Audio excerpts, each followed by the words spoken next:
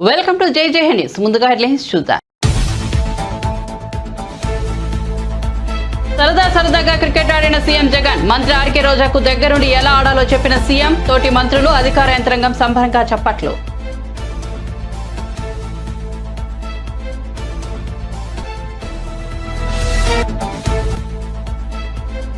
పారిశ్రామికంగా అభివృద్ధికి తమ ప్రభుత్వం కట్టుబడి ఉందన్న రేవంత్ రెడ్డి. తెలంగాణను నెంబర్ 1 గా నిలబెడతామని కీలక వ్యాఖ్యలు.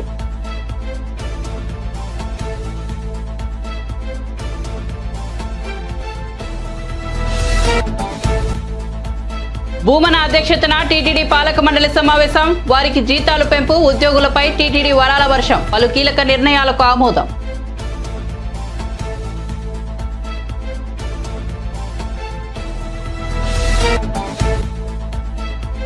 ఉస్మానియా ఆసుపత్రిలో కరోనాతో 2 మృతి. అనారోగ్యంతో ఉస్మానియాలో చేరిన 2 వ్యక్తులు. పరీక్షల్లో కోవిడ్ పాజిటివ్ గా తేలిన వైనం.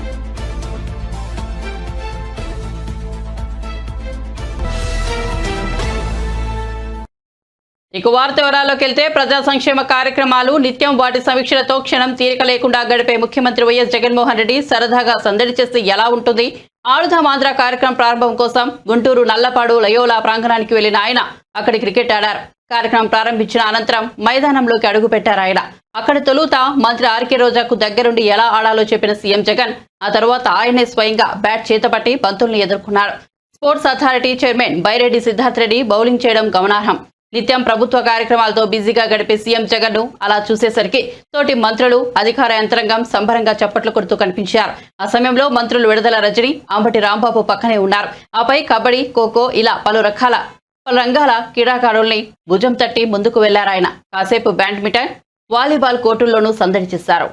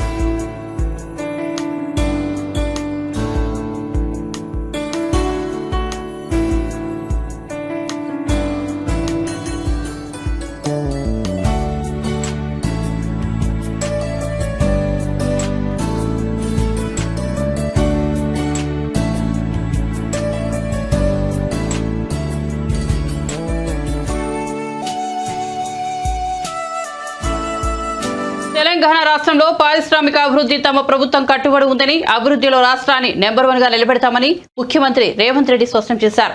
ఎలక్ట్రానిక్స్ పరిశ్రమ అభివృద్ధిని మరింత వేగవంతం చేస్తామని, ఫాక్స్కాన్ సంస్థ తెలంగాణలో చేపట్టబోయే భవిష్యత్ ప్రాజెక్టులకు కూడా అవసరమైన అన్ని సహాయ సహకారాలను అందిస్తామని సీఎం హామీ ఇచ్చారు.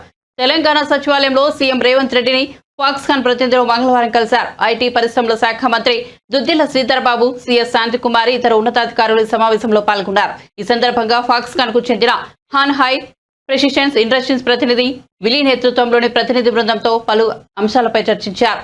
కొంగర కలాన్ ఉత్పాదక కేంద్రం నిర్వహణకు అవసరమైన సహాయ సహకారాలను అందిస్తామని సీఎం హామీ ఇచ్చారు. ఈ సందర్భంగా సీఎం రేవంత్ రెడ్డి మాట్లాడుతూ, ప్రజల ఆకాంక్షలను కాపాడే బాధ్యత కొత్తగా ఏర్పడిన తమ ప్రభుత్వంపై ఉందన్నారు.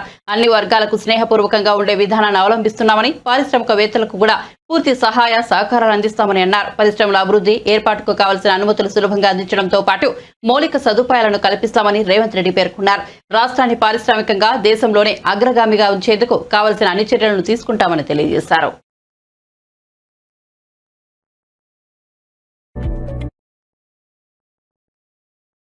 తెలంగాణలో కోవిడ్ కొత్త వేరియంట్ JN.1 కేసులు రోజుకు పెరుగుతున్నాయి. దేశంలో గత 24 గంటల్లో 412 కరోనా కేసులు నమోదు కాగా 3 మృతి చెందారు. ప్రస్తుతం దేశవ్యాప్తంగా 4170 యాక్టివ్ కేసులు ఉన్నాయి. మరోపక్క తెలంగాణలో తాజాగా కోవిడ్ మృతి కేసులు నమోదయ్యాయి. అనారోగ్యం కారణంగా 2 వ్యక్తులు ఉస్మానియా ఆసుపత్రిలో చేరారు.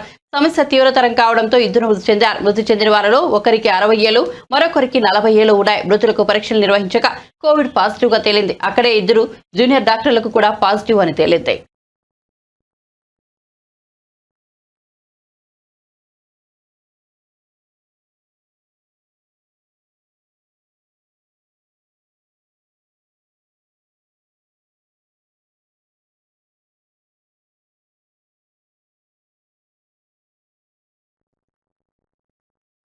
తమ డిమాండ్ల సాధన కోసం ఏపీలో అంగన్వాడీలు గత 2 వారాలుగా సమ్మె చేస్తున్న సంగతి తెలిసిందే. కాగా రాష్ట్ర ప్రభుత్వం తమ డిమాండ్లను పట్టించుకోవడం లేదంటూ అంగన్వాడీ కార్యకర్తలు, సహాయ సిబ్బంది ఓ కొండముచ్చు కోతికి వినతిపత్రం సమర్పించారు. సిఐటి ఆధ్వర్యంలో నిర్వహించిన ఈ సమ్మె కార్యక్రమంలో పెద్ద ఎత్తున అంగన్వాడీలో పాల్గొన్నారు. ఈ సందర్భంగా అక్కడికి వచ్చిన ఓ కొండముచ్చుకు వినతిపత్రం అందించారు. ఓ అంగన్వాడీ నేత ఇచ్చిన వినతిపత్రాన్ని ఆ కొండముచ్చు అందుకోవడంతో అందరూ చప్పట్లు కొట్టారు. దీనికి సంబంధించిన వీడియోను తెలుగుదేశం పార్టీ తన సోషల్ మీడియా ఖాతాలో పంచుకుంది. జగన్ ఎలాగో పట్టించుకోవడం లేదని అంగన్వాడీలు కొండముచ్చుకు వినతిపత్రం అందజేశారని పేర్కొంది.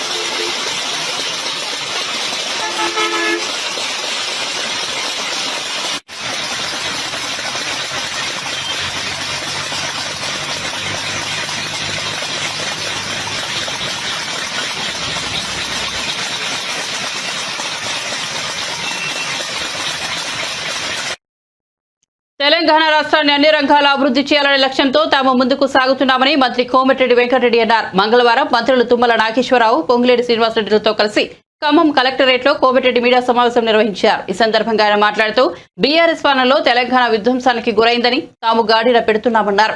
ప్రాజెక్టుల పేరుతో బీఆర్ఎస్ నాయకులు కోట్లాది రూపాయలు దోచుకున్నారని ఆరోపించారు. కాళేశ్వరం ప్రాజెక్టు డిజైన్ చేశారని చెప్పుకున్న కేసీఆర్ కనీసం 1 ఎకరాకు కూడా నీరు ఇవ్వలేదన్నారు. కనీసం కాలువలు త్రవ్వలేదన్నారు. మేడిగడ్డ కుంగిపోవడం తెలంగాణకి తలవంపులని దుయ్యబట్టారు. మేడిగడ్డ కుంగుబాటు వెనుక విధ్వంసక చర్య ఉందని కల్లబొల్లి కబుర్లు చెప్పారని మండిపడ్డారు. ఖమ్మం జిల్లాతో పాటు తెలంగాణ రాష్ట్రాన్ని అన్ని రంగాలలో అభివృద్ధి చేయాలన్న లక్ష్యంతో కాంగ్రెస్ ముందుకు సాగుతోందన్నారు. పేదవాడి ఆత్మగౌరవం నిలబెడతామని, నిజాయితీతో కూడిన పాలన ప్రజలకు అందిస్తామన్నారు. ప్రజలతో సన్నిహిత సంబంధాలు ఉన్న పొంగిరెడ్డి శ్రీనివాసరెడ్డి గారు, అలాగే మా సహచర డిప్యూటీ సీఎం గారు ఈరోజు ఢిల్లీ ప్రోగ్రాంతో రాలేకపోయారు. మొదటి సమావేశం ప్రజాపాలన మీద ఇప్పుడే ఆఫీసర్స్తో ఒక అవగాహన సదస్సులాగా పెట్టుకున్నాం. ఈ నెల 28 నుంచి 6వ తారీఖు వరకు జరిగే గ్రామ సభలలో మేము ఇచ్చిన 6 గ్యారంటీలతో అభయహస్తం పేరుతో ఆ కార్యక్రమాల్లో బెనిఫిషియర్ని సెలెక్ట్ చేయడం కానీ, వాళ్ళ అప్లికేషన్ ఆహ్వానించి ఆ తర్వాత స్ట్రీమ్లైన్ చేసుకుంటూ దాన్ని అమలుపరిచే దిశగా మా ప్రభుత్వం ముందుకు పోవాలని అధికారంలో చేపట్టి 20 రోజులు కాకముందే మీకు తెలుసు 2 రోజుల్లోనే 2 కార్యక్రమాలు బహుశా దేశ చరిత్రలో ఏ ప్రభుత్వం కూడా మేనిఫెస్టోలో పెట్టిన విషయాన్ని 2 రోజుల్లో అమలు చేసే చరిత్ర ఎక్కడ లేదు. 6 సార్లు గెలిచిన ప్రజాప్రతినిధిగా నిన్ను ఇన్ని రాష్ట్రాల్లో చూసినా ఎక్కడ జరగలే. మిగిలిన కార్యక్రమంలో ఏ విధంగా పేదలైన అర్హులకు చెందాలి, దాని విధంగా ఏ విధంగా మేము అందరినీ కూడా సెలెక్ట్ చేసుకోవాలి, ఆదరా బాదరా కాకుండా ఉన్నవారికి పేదవారికి చెందవలసిన స్కీమ్స్ చెందకుండా అతి పేదమైన నిరుపేద నుంచి మొదలుపెట్టుకొని ప్రతి ఒక్కరి అర్హులైన వారికి చెందాలనే ఉద్దేశంతో ఒక మంచి ప్రాసెస్తో స్టార్ట్ చేసినాం. దాని 6 తర్వాత గౌరవ ముఖ్యమంత్రి గారు మంత్రులు నేను కూర్చొని దాన్ని ఫైనల్ చేసి మేము ఇచ్చిన మేనిఫెస్టోలో చెప్పిన ప్రకారం 100 డేస్లోపే ఆ కార్యక్రమాలను కూడా లాంచ్ చేయడం జరుగుతుంది. లాంచ్ చేయడంతో పాటు విధ్వంసమైన తెలంగాణని గాడిలో పెడుతూ ఏ డిపార్ట్మెంట్ చూసినా నష్టాల బారినే ఉన్నది. 1000 కోట్లలో, మామూలు కోట్లలో కాదు. ఉదాహరణకు కాళేశ్వరం సంబంధించిన విషయంలో రేపు మా గౌరవ ఇరిగేషన్ శాఖ మంత్రులు శ్రీధర్ బాబు గారు, ఉత్తమ్ కుమార్ రెడ్డి గారు కూడా 29th రోజు విజిట్ పోతున్నారు.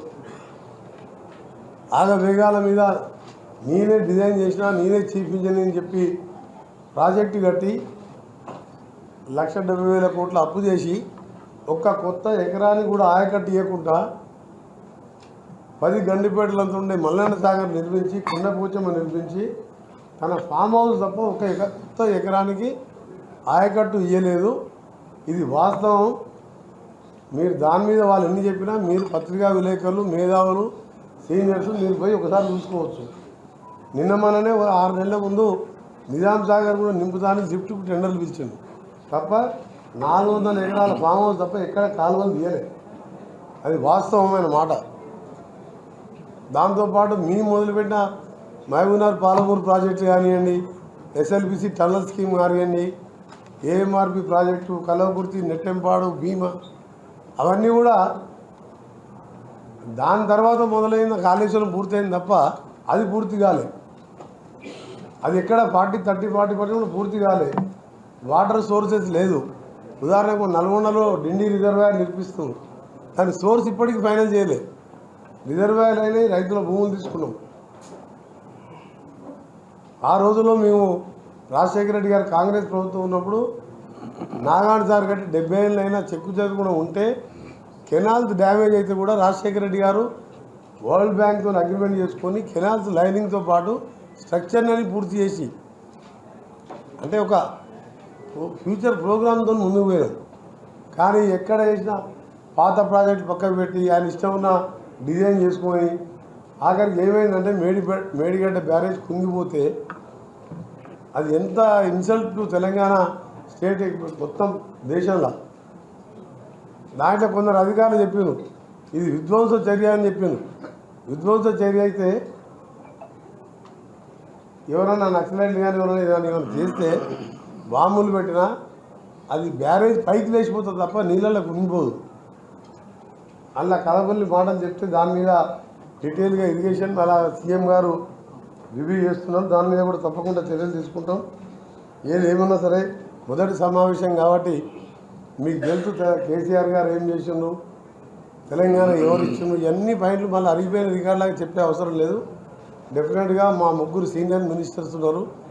ఇన్ఛార్జ్ మినిస్టర్గా గౌరవ ముఖ్యమంత్రి గారు. పల్నాడు జిల్లా సత్తెనపల్లిలో నిర్వహించిన వంగవీటి రంగా వర్ధంతి కార్యక్రమంలో ఏపీ మంత్రి అంబటి రాంబాబు పాల్గొన్నారు. ఈ సందర్భంగా ఆయన మాట్లాడుతూ వంగవీటి రంగాను చంపింది నాటి టీడీపీ ప్రభుత్వమేనని ఆరోపించారు. దాంతో ప్రజలు టీడీపీ ప్రభుత్వాన్ని గద్దెదించాలని పట్టుబట్టి కాంగ్రెస్ పార్టీని గెలిపించి అధికారంలోకి తీసుకొచ్చారని వెల్లడించారు. ఆ తర్వాత జరిగిన పరిణామాలతో కాంగ్రెస్ పార్టీలో ఒకరిద్దరు నేతలు మారడం, మళ్లీ ఎన్టీఆర్ అధికారంలోకి రావడం జరిగిందని అంబటి రాంబాబు వివరించారు.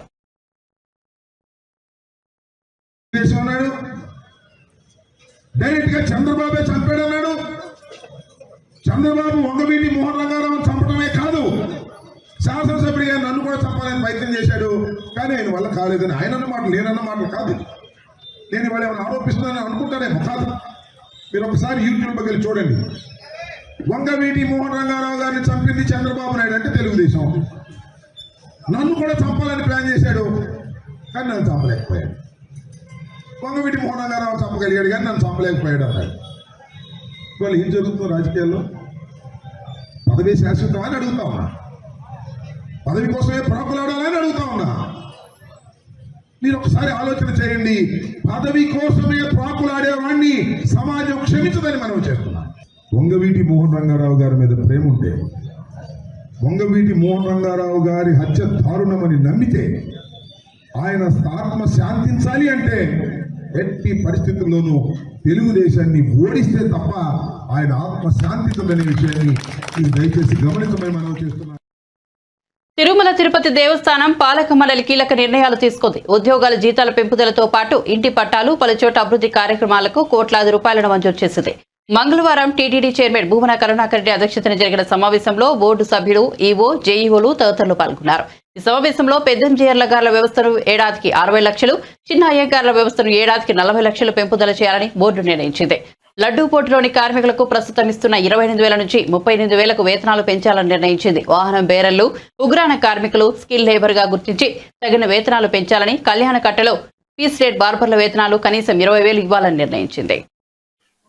దానికి పాలక మండలి సహకారము ఇవన్నీ కలగలిసి అత్యద్భుతంగా సామాన్య భక్తులకు, విఐపి భక్తులకు ఎవ్వరికీ కూడా ఎచ్చట ఏ చిన్న అసంతృప్తి లేకుండా చాలా చక్కగా నిర్వహణలో తోడ్పడినందుకు పాలక మండలిని నిర్వహించినందుకు ఈఓ గారు సిబ్బందిని మనస్ఫూర్తిగా అభినందిస్తున్నా. పాలక మండలి తీసుకున్నటువంటి నిర్ణయాలలో ముఖ్యమైనటువంటివిగా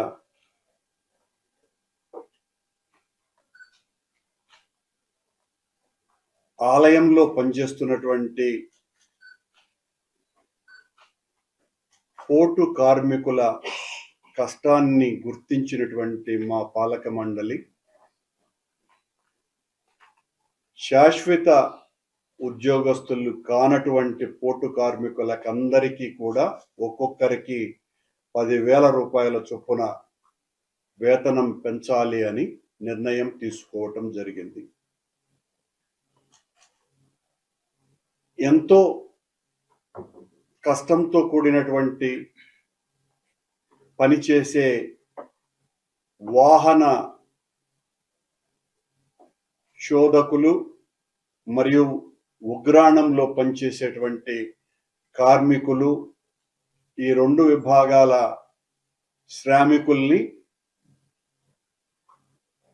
స్కిల్డ్ లేబర్గా వాళ్లను గుర్తించటం జరిగి తగిన రీతిలో వాళ్ళ జీతాలను పెంచే కార్యక్రమాన్ని చేయాలని నిశ్చయించటం జరిగింది. అలాగే 100 సంవత్సరాలుగా స్వామి ఆలయంలో పాలనా వ్యవహారాలను, అర్చక పాలన వ్యవహారాలను పర్యవేక్షించే పెద్దజీయర్ మఠానికి, చిన్నజీయర్ మఠానికి వాళ్ళు చేస్తున్నటువంటి సేవలకు గత కొన్ని దశాబ్దాలుగా తిరుమల తిరుపతి దేవస్థానమే వారి మొత్తం వ్యవస్థల యొక్క ఆర్థిక సౌకర్యాన్ని టీటీడీ చేస్తున్నది. ప్రస్తుతం కొనసాగుతున్నటువంటి వాళ్ళ ఆర్థిక సహాయము, వాళ్ళకి ఇచ్చేటువంటి ఆర్థిక సాయం చాలా రోజుల క్రితం నుంచి పెంచలేదు. కాబట్టి ఈ పాలక మండలి పెద్దజీయర్ స్వామి వ్యవస్థకి ప్రతి ఏటా 60 లక్షల రూపాయలు, చిన్నజీయర్ వ్యవస్థకి 40 లక్షల రూపాయలు అదనంగా పెంచి వాళ్లకు ఏ రకమైన ఇబ్బంది రాకుండా, అందులో పనిచేసేటువంటి ఉద్యోగస్తులకు అభద్రత లేకుండా చూడాలనేటువంటి నిర్ణయానికి వచ్చి ఇద్దరికి కలిపి 1 కోటి రూపాయలని ప్రతి ఏటా పెంచాలనేటువంటి నిర్ణయాన్ని తీసుకోవటం జరిగింది. ఆడుదాం సరే జాబులు ఎక్కడ జగన్ అంటూ నిలదీస్తున్నారు గుంటూరు జిల్లా తెలుగు యువత, జనసేన యువజన విభాగం, ఐఏఎస్, ఐఏఎఫ్, ఏఎస్యు తదితర యువజన సంఘాల నేతలు నిరుద్యోగుల దృష్టిని మళ్లించేందుకు జగన్ ప్రభుత్వం ఆడుదాం ఆంధ్ర అనే కార్యక్రమాన్ని నిర్వహిస్తున్న సందర్భంగా ఆడుదాం ఆంధ్ర అంటూ యువత కొత్త నినాదం అందుకుంది. వివిధ నినాదాలతో కూతపెడుతూ కబడ్డీ ఆడి నిరసన తెలిపారు. ఈ కార్యక్రమంలో గుంటూరు జిల్లా తెలుగు యువత అధ్యక్షులు రావుపాటి సాయికృష్ణ, ఏవైఎఫ్ జిల్లా కార్యదర్శి షేక్వలి, ఏఎస్ఎఫ్ జిల్లా కార్యదర్శి బందెల నాసర్జీ, జనసేన యోజన నాయకులు ఆళ్లహరి తదితరులు ఈ కార్యక్రమంలో పాల్గొన్నారు. డిగ్రీ పరీక్షలు, సెమిస్టర్ పరీక్షలు ఉంటే ఇప్పుడు ఆటల పోటీలు పెడుతూ తన రాజకీయ లబ్ధి పొందాలని చూస్తా ఉన్నాడు.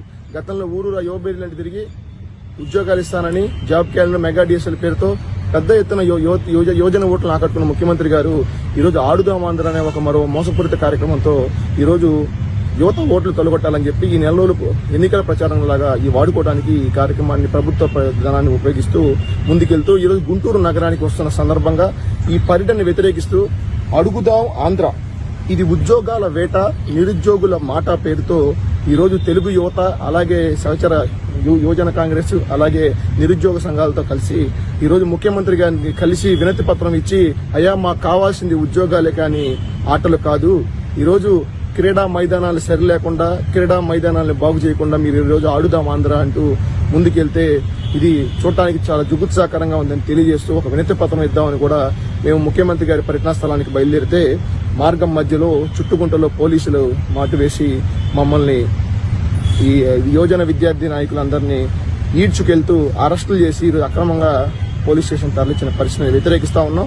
దీన్ని తీవ్రంగా ఖండిస్తా ఉన్నాం. ఎందుకంటే ఈరోజు నిరుద్యోగుల పక్షాన నిరుద్యోగుల మాటగా మేము అడుగుదాం ఆంధ్ర అంటూ జాబ్ క్యాలెండర్ ఎక్కడ, మెగా డిఎస్ఎల్ ఎక్కడ అని, ఆడుదాం సరే ఉద్యోగాలు ఎక్కడ పేరుతో, అలాగే ఆడుదాం సరే ఆట స్థలాలు ఎక్కడ పేరుతో వరుసగా కార్యక్రమాలు చేసాం. మళ్ళీ ఇప్పుడు తెలుగు యువత ప్రధానంగా ఈ కార్యక్రమాలను ముందుకు తీసుకెళ్తూ గుంటూరు జిల్లా వ్యాప్తంగా ఈరోజు ముఖ్యమంత్రి గారు చేసిన ప్రజా వ్యతిరేక విధానాన్ని పూర్తి స్థాయిలో మేము వ్యతిరేకిస్తా ఉన్నాం. దీన్ని తీవ్రంగా ఖండించాలని కూడా యావత్ పౌర సమాజం కూడా మేము తెలియజేస్తా ఉన్నాం. అట్లాగే ఈరోజు ప్రధానంగా చూసుకుంటే యువతకు జాబ్ క్యాలెండర్ లేదు, ఖాళీ పోస్టులు భర్తీ లేదు. మీరు చేసిన నోటిఫికేషన్ జాప్యం వల్ల 50,000 మంది నిరుద్యోగులు వయోపరిమితి కోల్పోయారు. కానీ ఈ రోజు చూసుకుంటా ఉంటే ఈరోజు ప్రధానంగా ఆంధ్రప్రదేశ్ రాష్ట్రంలో యువత, విద్యార్థులు, నిరుద్యోగులందరూ మాకు ఉద్యోగాలు కావాలి కానీ ఆటలు కాదని కోరుకుంటున్నా. ఈరోజు ముఖ్యమంత్రి గారు ఆటలే ఆడించాలని చెప్పి ఈ విధంగా ముందుకెళ్తా ఉన్నారు. అట్లాగే చూసుకుంటా ఉంటే ప్రధానంగా మీరు ఏదైతే ఈ 12 కోట్ల రూపాయల ప్రజాధనంతో కావచ్చు, పబ్లిసిటీ అమౌంట్తో కావచ్చు, గ్రంథాలయాలు బాగు చేయొచ్చు, 50,000 మంది నిరుద్యోగులకు మీరు నిరుద్యోగ భృతి ఇవ్వచ్చు. ఈ రోజు గ్రూప్ 1, గ్రూప్ 2 వయోపరిమితి కోల్పోయారంటే అది కేవలం మీరు చేసిన తప్పిదం వల్ల. కానీ వీటన్నింటిని పక్కదో పట్టేసి మేము ఇట్లా ప్రచార యావలో భాగంగా ప్రచారాలు చేసుకుంటామని టీ-షర్ట్లు, బ్యాట్లు, గార్డులు మేము కూడా ముఖ్యమంత్రి గారు ఫోటోలు వేసుకుంటా ఉన్నారు.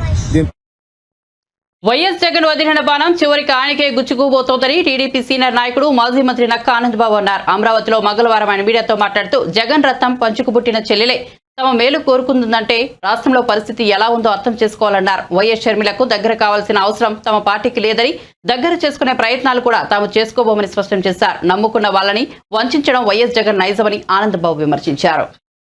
ద్రోహం ప్లస్ దగా గలిపితే జగన్మోహన్ రెడ్డి అని ఇలా ప్రతిరోజు అనేక అంశాలు బయటకు వస్తూ ఉన్నాయి. అందరికీ తెలుసు, అర్థమైపోయింది. వాడుకొని వదిలేయడం జగన్మోహన్ రెడ్డి నైజం. తన సొంత ప్రయోజనాల కోసం ఎవరినైనా బలి పెట్టడం ఆయన లక్షణం. చెప్పేదొకటి, చేసేదొకటి. విశ్వసనీయత గురించి ప్రతిసారి మాట్లాడే వ్యక్తి అసలు ఏమాత్రం ఆ విశ్వసనీయత అనే పదానికి అర్థం లేని వ్యక్తి జగన్మోహన్ రెడ్డి. అది 57 నెలల పరిపాలనలో ప్రజలు అర్థం చేసుకున్నారనేది స్పష్టంగా కనపడతా ఉంది. ఇవాళ ఓట్లేసి గెలిపించిన పులివెందుల ప్రజల్ని అడ్డగోలుగా వంచాడు. ఇవాళ నిన్న 3 రోజులు కడప జిల్లాలో పర్యటన జరిగితే, పులివెందుల్లో పార్టీ మీటింగులు, రివ్యూలు జరిగితే వాళ్ళు కూడా చేత్కరించుకునేటటువంటి పరిస్థితి. భయపడిపోతా ఉన్నారు ఈయన పరిపాలన పట్ల. ఏ విధంగా రేపు ప్రజల మధ్యకి వెళ్ళాలని చెప్పి వాళ్ళు భయపడిన పరిస్థితి కనపడ్డాయి. ఇవాళ అన్ని విధాలుగా ఇవాళ ఇతను మాట్లాడే మాటలు, చేసే చేష్టలు. ఇవాళ తండ్రి ఆ రోజున రాజశేఖర రెడ్డి గారు చనిపోయాడు.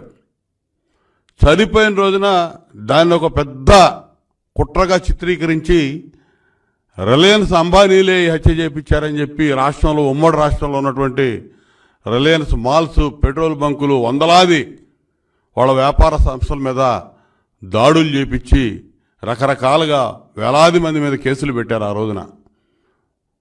అటువంటి రిలయన్స్ అంబానీలకి ఈయన ముఖ్యమంత్రి అయిన మొట్టమొదటిలోనే రెడ్ కార్పెట్ వేసి స్వాగతం పలికి వాళ్ళ రిలయన్స్ వైస్ చైర్మన్ పరిమళ నత్వానికి ఎంపీ టికెట్ ఇచ్చాడు. అంటే ఏంటి, ఏం చెప్పుకోవాలి? వీళ్ళ తండ్రిని రిలయన్స్ వాళ్ళు చేశారు, మర్డర్ చేయించారని చేసిన ఆరోపణ తప్పని చెప్పాడా? పోనీ చెప్పాలిగా. ఆ రోజు మేము తప్పు మాట్లాడామనో, లేకపోతే మేము తప్పుగా అవగాహన చేసుకున్నామనో. అసలు ఏ విధంగా లేదు, ఆయన గిఫ్ట్ ఇచ్చాడా? అంటే ఈయన విశ్వసనీయత గురించి, ఈయన మాటల గురించి, ఈయన చేష్టలు ఏ విధంగా ఉంటాయి అనే దానికి ఉదాహరణ చెప్తా ఉన్నా నేను. ఎత్తుకొని పెంచినటువంటి చిన్నానికి దిక్కు లేదు. ఆయన్ని చంపేసినటువంటి సొంత కజిన్స్ని పదవులిచ్చి ఎంపీ స్థానాల్లో వివిధ హోదాల్లో పెట్టి ముద్దాయిలుగా ఉన్నటువంటి వ్యక్తులను రక్షిస్తూ కూర్చున్నాడు. అంటే అసలు వాళ్ళ బాబాయిని ఎవరు చంపించినట్టు? వాళ్ళ చెల్లి, బాబాయ్ కూతురు సునీత రక్షణ లేదని చెప్పి భయపడిపోతా ఉంది. ఆ అమ్మాయి మీద కూడా అక్రమంగా కేసులు పెట్టి వేధిస్తూ ఉన్నాడు. ఇది ఈయన నమ్మక ద్రోహానికి మరొక ఉదాహరణ. ఎంపీగా అత్యధిక మెజారిటీతో గెలిపించినటువంటి కడప ప్రజల్ని ఇవాళ 5 ఏళ్ళు అయింది ముఖ్యమంత్రి అయి. స్టీల్ ఫ్యాక్టరీకి ప్రారంభోత్సవం శంకుస్థాపన చేసి 4 ఏళ్ళు అయింది. ఇంతవరకు పునాది రాయిలోనే ఉంది ఆ స్టీల్ ఫ్యాక్టరీ. కడప ఎంపీగా గెలిపించారు, ముఖ్యమంత్రిని చేశారు. కడప స్టీల్ ఫ్యాక్టరీకి శంకుస్థాపన చేసి ఇలా పునాది రాళ్ళ దగ్గర ఆగిపోయినటువంటి పరిస్థితి ఇలా మనం చూసాం. అన్నమయ్య డ్యామ్ కొట్టుకుపోతే దిక్కు లేదు ఈ రోజు వరకు కూడా. ఇలా ఏం చేయాలో మరి దిక్కుతోచని స్థితిలో సొంత జిల్లా సొంత నియోజకవర్గం ప్రజలు ఇతను చేసిన నమ్మక ద్రోహానికి బాధపడతా ఉన్నారు. ఇలా కృష్ణా తుంగభద్ర జలాల మీద మనకున్నటువంటి హక్కుల్ని పూర్తిగా దానదత్తం చేసి రాయలసీమ ప్రజలకి పూర్తిగా ద్రోహం చేశారు నీటి వాటాల్లో జగన్మోహన్ రెడ్డి. ఇవాళ అర్థమవుతా ఉంది ప్రజలకి, రాయలసీమ ప్రజలకి. ఇలా అందరికీ సొంత తల్లికి చెల్లికి ద్రోహం చేసేవాడు ఎవడన్నా ఉంటాడా? చిత్తూరులో ఆడుదామాంధ్ర కార్యక్రమాన్ని ప్రారంభించారు రాష్ట్ర విద్యుత్, అటవీ, భూగర్భ గనుల శాఖ మంత్రి పెద్దిరెడ్డి రామచంద్రారెడ్డి. ఈ కార్యక్రమంలో ZP chairman Shri Govindappa Srinivasulu, MLA Shri Aruni Srinivasulu, collector Shri Shanmohan, SP Rishanth Reddy తదితరులు పాల్గొన్నారు.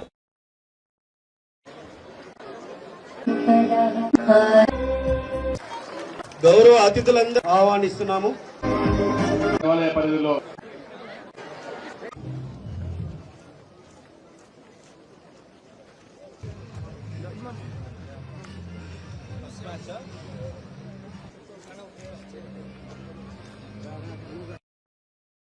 బులెటిన్ ముగించే ముందు హెడ్లైన్స్ మరోసారి చూద్దాం.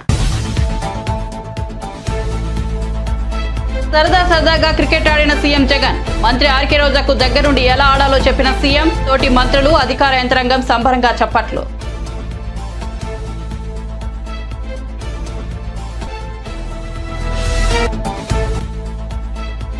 పారిశ్రామికంగా అభివృద్ధికి తమ ప్రభుత్వం కట్టుబడి ఉందన్న రేవంత్ రెడ్డి. తెలంగాణను నెంబర్ 1 గా నిలబెడతామని కీలక వ్యాఖ్యలు.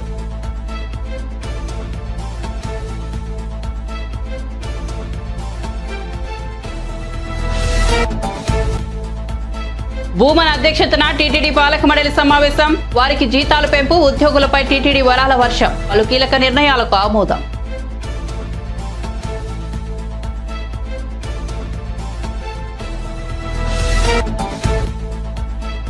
ఉస్మానియా ఆసుపత్రిలో కరోనాతో 2 మృతి. అనారోగ్యంతో ఉస్మానియాలో చేరిన 2 వ్యక్తులు. పరీక్షల్లో కోవిడ్ పాజిటివ్ గా తేలిన వైనం.